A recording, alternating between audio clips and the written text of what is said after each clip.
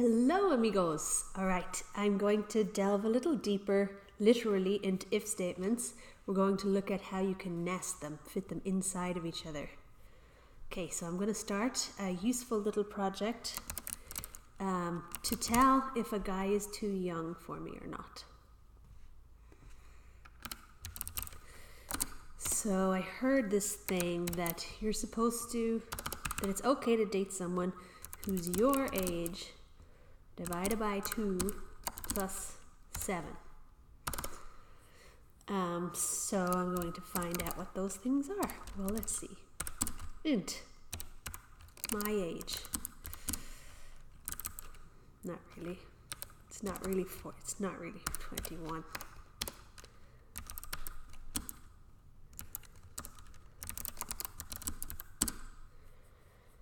Okay, I'm going to see how 21 works out with an if statement.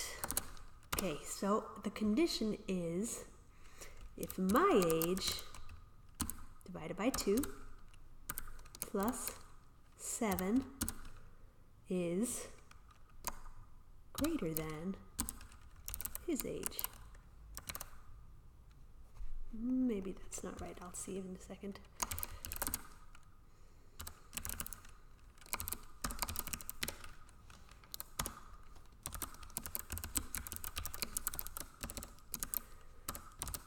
I'm not sure if I have that around the right way.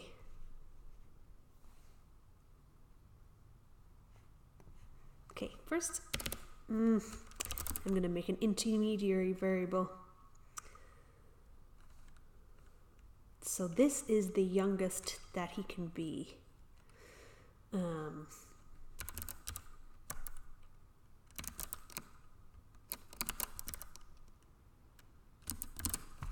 That's my age divided by 2 plus 7.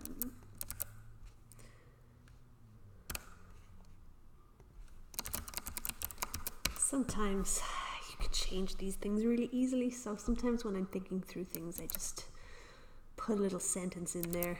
So if the youngest age, if he is older than the youngest age he can be, then go for it. So can I have this 21-year-old? Looks like that's not going to work. I mean, according to these rules.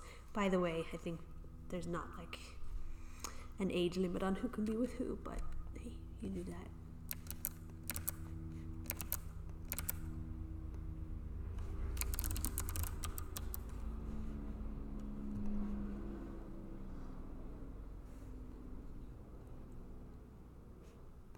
Okay, I'm going to give him a couple of years extra. Okay, I'm allowed 31. What about 25? I can put this filter on my Tinder now. Okay, so, however, okay, that's a basic thing. However, I probably don't want this being okay. Alright, so 90's too old for me. I'm gonna show you how you might add to the if statement so that I can include an upper limit. I'm gonna make a variable so it's nice and clear.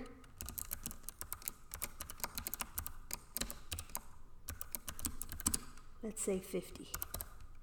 Well, let's say 55. Alright, so this is where one option we have is to put an if statement within an if statement. So here is where we are in the state where it's okay to date this guy. So I would put another if statement in there. If the oldest he can be is less than his age. And then I'm going to move this curly brace down. Not like that though, like this. I'm using Alt down to do that. And I need to do some formatting. That looks better.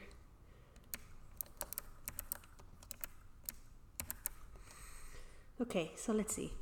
What I'm hoping to do is that it can't get to here unless both his age is older than the youngest he can be, and his age is less than the oldest he can be. All right, so let's see if 90 is okay at this point.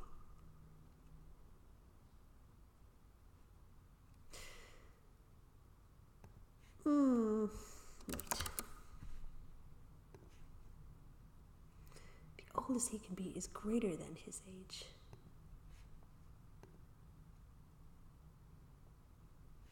Okay, I'm not getting the go for it.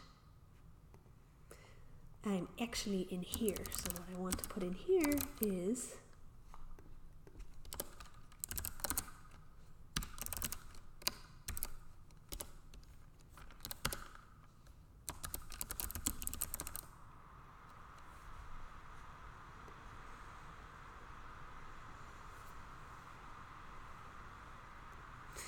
okay.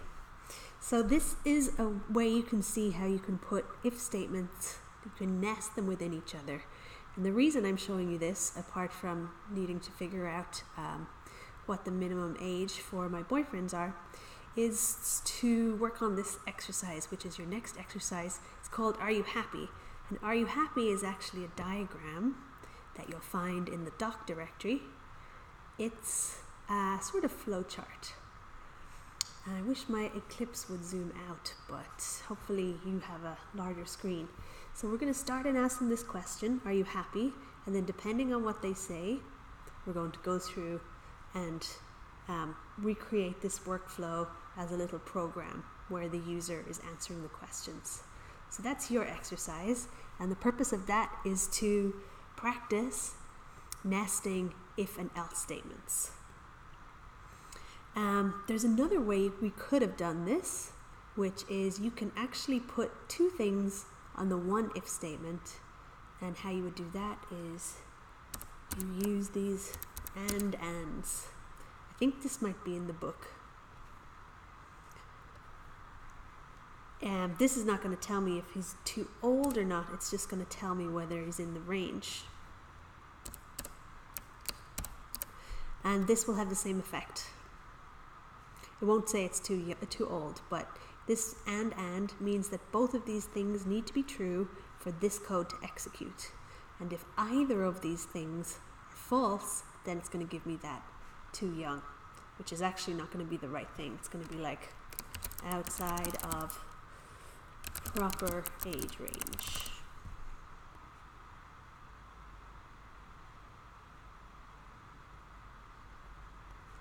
Or too young. Okay, so that's another way you can do it, but we're going to be practicing with this nesting for now, and then I'll be showing you more about these logical operators later. Okay, so the other thing that I want to show you, I'm queuing up two exercises for you, is this next thing we're going to do, which is fizz buzz. And there's a little information that I want to give you before you start. Okay, this game, it's a party game before people had phones, and the idea is that you go around in a circle and each person has to say the number or fizz or buzz. So this is how it would go. It would go like, first person would say 1, next person would say 2, then 3 because it's divisible by 3. That next person would say fizz. The next person would say 4, divisible by 5, that's a buzz, and so on. If you have something that's divisible by both of them, which will be 15, I think is the first instance, then you say fizz buzz. Okay, that's how the game works. I want to show you about this magical thing called modulo. Modulo. Okay, modulo is this little symbol, and it just means remainder. So let's see an example of that working. Alright, so say you have 5 modulo 2. That's going to give me 1. I have a problem in my date thingy. Too old. There you go. Okay, so 5 modulo 2 is 1, and the thinking behind that is you take the 5, you divide the 5 by 2, and that gives you 2. But we actually don't care about that 2. We care about the remainder. So if you had 5, then the remainder would be 1. Okay, let's just practice another one.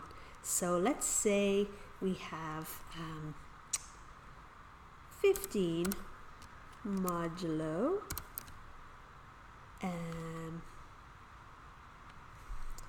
15 modulo 2. Okay, so we would take 15, now that's going to be the same, so I want something cooler. Alright, let's say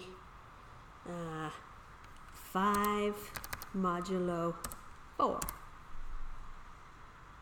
Okay, so 5 divided by 4 is going to give you 1, and then you're going to have a remainder of 1. Okay, why does that matter? Well, the reason it matters is because it can tell you if stuff is divisible by stuff. So say we have a 5 and we've divided it by, say we have a 4 and we divide it by a 2, what's the modulo going to be? 0. Okay, so what this is doing is, actually I can do it in here. So let's say 4 divided by 2 equals 0. That's like saying, is 4 divisible by 2? True. Is 4 divisible by 3? False, etc. Okay, so that's kind of what you need to do this exercise. Good luck with it, and I'll see you in the discussion forums.